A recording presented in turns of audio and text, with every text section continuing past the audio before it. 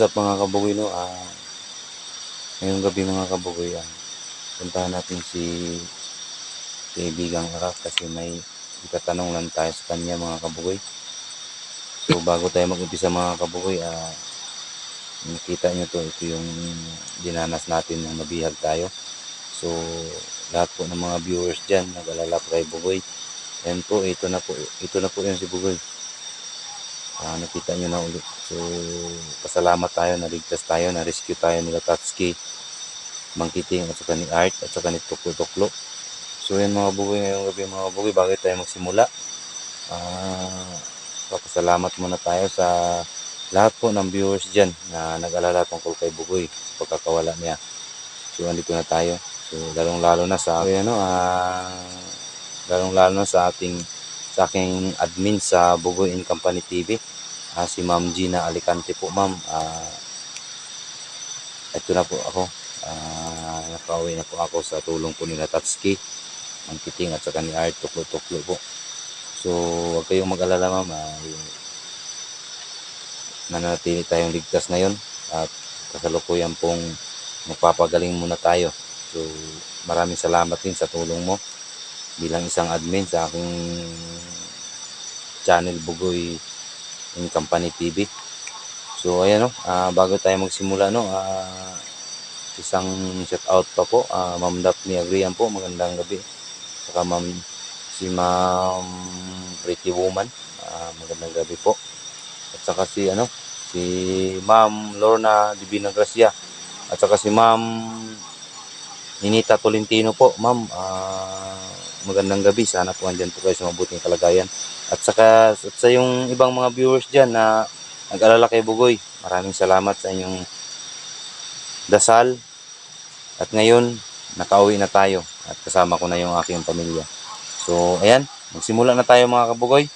Samahan nyo akong puntahan si kaibigang Akak. Itatanong lang tayo mga kabugoy, kunti lang. So ayan, magandang gabi at sana nandyan kayo sa mabuting kalagayan. So ayan mga kabugoy, medyo madilim-dilim mga kabugoy. Pero subukan natin pupunta doon. Puntahan natin yung kung saan yung nila, yung lagusan nila kabugoy, nila kaibigang Akak.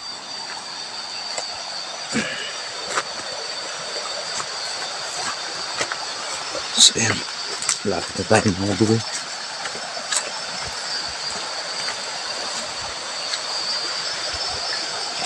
So ayan, dito natin tatawagin mga kabugoy. Kasi dyan, tingnan natin kung andyan pa ba yung butas.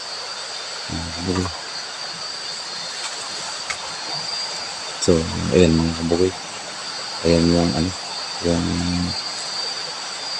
lagusan nila kaibigang Akak. So dito natin tatawagin mga kabugoy, dito natin tatawagin mga kabugoy para ating makausap. Nagtaka kasi ako mga kabugoy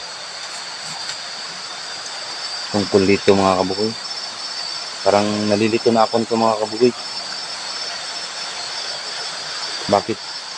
Bakit talaga kailangan nilang kunin to?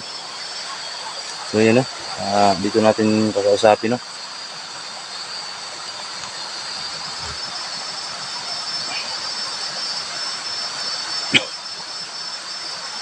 So yan mga kabugoy, subukan nating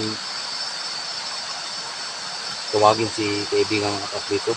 Meron tayong itatanong.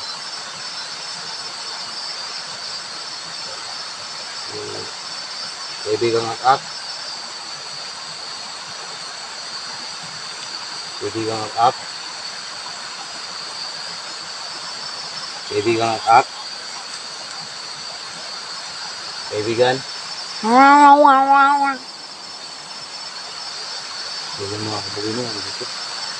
So yan, nandito po tayo. Kumusta lang po ako sa inyo. Kumusta na po kayo kaibigang Akak? So ayan, mabuti naman kaibigan na tapos na ba yung digmaan nyo? So yun mga kabugoy, tapos na daw yung digmaan nila. So kasalukuyan po silang nagpapahinga. So, kaibigang akak, mayroon lang sana akong tatanong sa inyo.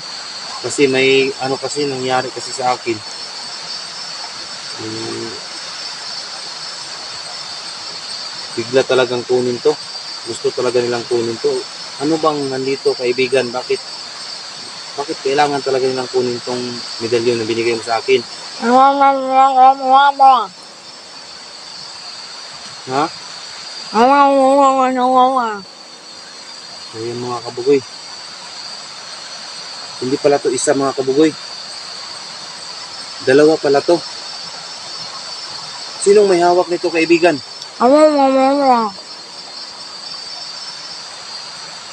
Oh my God. So yung mga kabugoy ang naghawak daw sa isa nito. Dalawa pala to. Dalawang mata pala to. So ang naghawak daw isa sa isa, masasamang elemento. So saan ko makikita yung kaibigan?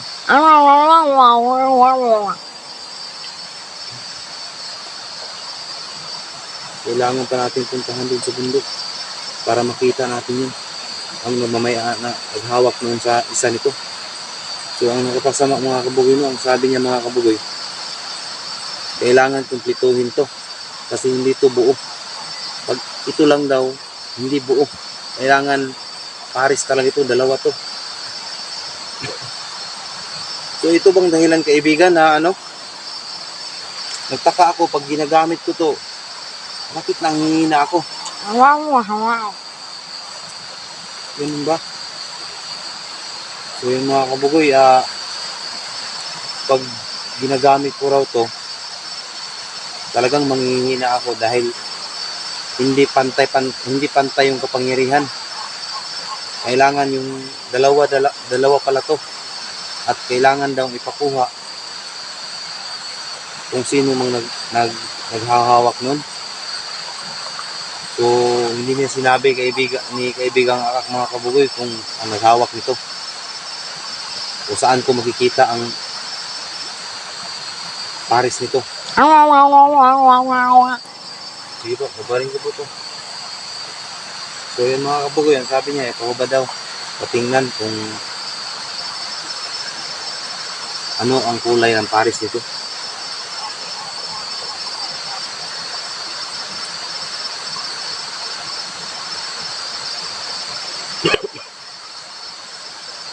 So ito yung mga kabugoy.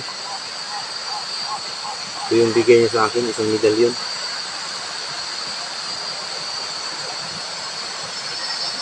So ito na kaibigan akak. So yun mga kabugoy. Ang pares pala daw nito, pula. Kasi kontrolado mo lahat. Pag mahawak, pag kumpleto na to, pag magkasama na yung mata na pula, yun, makontrol mo na lahat yung mga kapangyarihan na ipapalabas mo. So, tinatanong lang natin kung lalo-lalo na sa apoy, gumagamit ako ng apoy, bakit ako nanghihina? So, kailangan pala ng dalawa to para makontrolado mo yung paggalaw at paghingi ng tulong bilang sa isang kapangyarihan. Katulad ng isang apoy. So, ayan o. So, ang sabi niya, ang naghawak sa isang pares nito, yun ay kampo ng kadiliman. So, kailangan talaga nating hanapin at makuha yun. So, kaibigan, saan ko pwedeng makuha yun?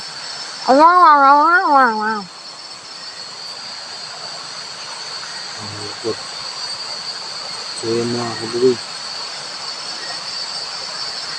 panatilihin ko raw magiging malakas para masabi niya kung saan nagkukuta yung mga masasamang elemento. So yun, kaibigan, maraming salamat din sa payo nyo at sana po sa oras po ng pagipitan, sana po andyan po kayo. Kasi minsan kasi kaibigan, akala ko lang kasi simpleng kalaban lang yung nakuha namin, yun pala hindi na pala yun. sila, ako pala ang puntarya nila at ito yung gusto nilang kunin. Buti na lang kaibigan, na-rescue ako agad. So maraming salamat po sa kapwa ko hunters din na nagbigay sa akin ng lakas ng loob para lumaban. So ngayon kaibigan, no? Nagpapasalamat po ako sa inyo na hindi niyo ako pinabayaan. So at sa tulong po nito, kahit hindi man to buo, pero makakaasa po kayong kunin ko po yun. Kahit anong mangyari kaibigan, at kunin ko po to. So maraming salamat kaibigan ako, at sana po wala na pong gulo sa inyong kaharian. So maraming salamat at aalis na po ako.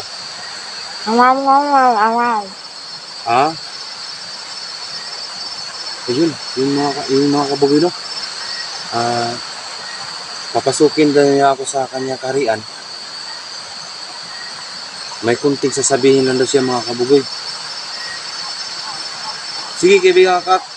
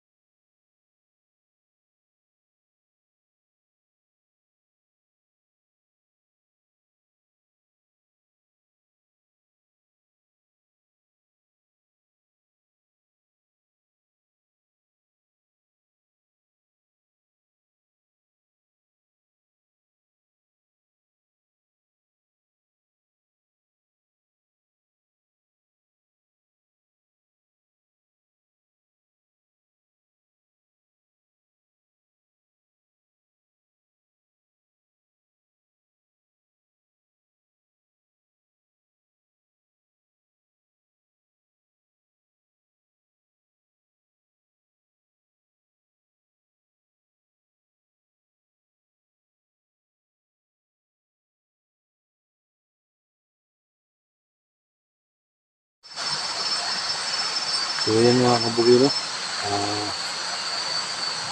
Yun ang sabi niya sa akin mga kabagoy.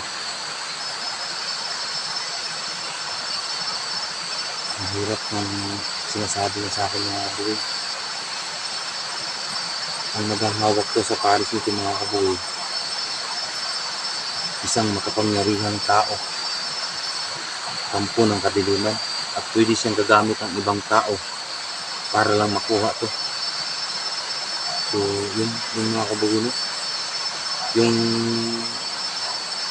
Yung nabihag ako, parang yun na siguro yung yun na siguro yung sinasabi niyang gumagamit ng mga ibang tao para lang makuha to.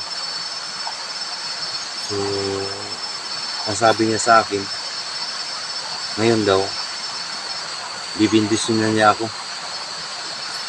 sa pamamagitan ko ng tubig. So ayan, iyuko ko laro yung ulo at yun, hindi ko na alam kung anong mangyari kung magyuko ako sa ulo. So kailangan daw hawak-hawak ito. So gawin pa rin natin mga kabagoy, no?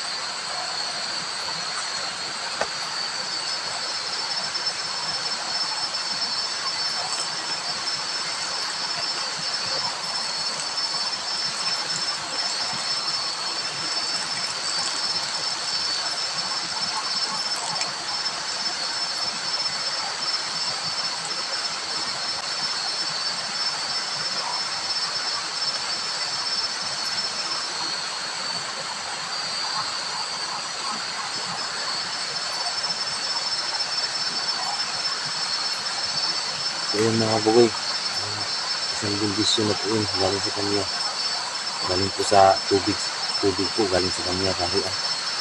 So nagpapasalamat po tayo kay kaibigang Akak, at sa bandang huli hindi tayo pinabayaan at binigyan pa tayo ng bindisyon para lumaban. Yung binindisyon niya sa akin dagdag po ng dagdag po lakas ng loob kasi kaya niya binigay ito sa akin ni kaibigang Akak dahil sa akin niya nakikita yung tapang, sipag, malasakit at maunawain sa kapwa. So kaya daw niya binigay sa akin para ako yung kumuha sa kapares nito. So yan mga kabugoy, no? Abangan nyo na lang ang kasunod dito mga kabugoy at hahanapin ko talaga kung sino man ang naghawak nito mga kabugoy. At kaibigang Akak, makakaasa po kayo. Pag makuha ko yun, dadalhin ko to sa inyong karihan o sa inyong lagusan at ipapakita ko sa inyo. Panalo tayo. Kukunin ko talaga ito mga kabugoy kahit anong mangyari. Yung kapares nito mga kabugoy. Dahil dito tayo nangihina kapag lumalabas yung apoy. So ayan mga kabugoy, no, ipasuot niya sa atin. So ang sabi niya nito mga kabugoy, kapag una natin pasok doon sa baluarte po ng naghahawak nito, sa kapares na humahawak nito, kailangan balutin to para hindi maramdaman ang kalaban.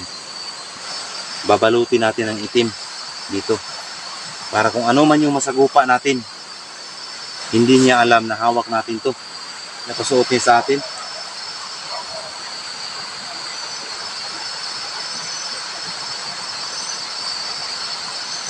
So ayan kaibigang Akak, no? Pasensya na po kayo sa pagbalik ko dito na wala talaga akong alay pa, dalang alay po para sa inyo. Pasensya na po talaga. So, ako po ay aalis na po. Maraming salamat po sa inyong tulong kay Bugoy na kahit paano po hindi tayo magpapahamak. So maraming salamat. Andyan po tayo palagi. So ako po ay aalis na kaibigang Akak. So ayan, no. Sabi niya mga kabugoy, okay na lang daw. So babalik na lang daw ako kung mayroon pang pagkakataon. So ayan, kaibigang Akak. Ulitin ko. Maraming salamat. So yun mga kabugoy, tayo alis na mga kabugoy. Hindi maano lang talaga yung dito mga kabugoy. May ilaw tayong dala mga kabugoy, kumutula mga kabugoy.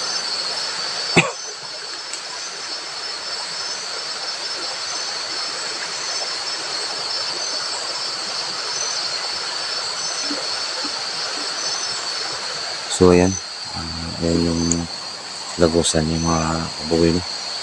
Ayan, nakita nyo mga kabugoy.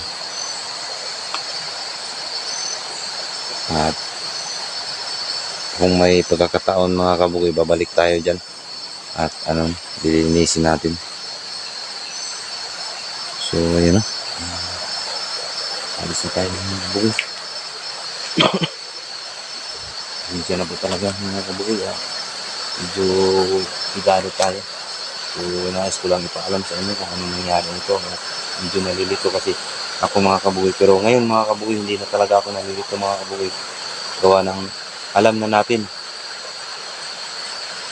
dalawa pala to. So kailangan nating hanapin para kunin kung sino man ang naghahawak nitong isa. Kunin natin.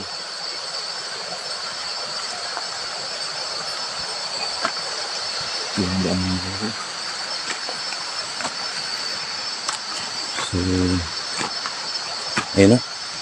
Mga kabugoy, no? Putulin na natin video mga kabugoy kasi sobrang haba ng mga kabugoy. At maraming salamat sa inyong panonood at sa suporta kay Bugoy Gus TV. Maraming salamat, tiwala. Kayo ang nagpalakas ng loob sa akin para lumaban, para mabuhay, para sa bayan. Maraming salamat at magandang gabi sa ating lahat.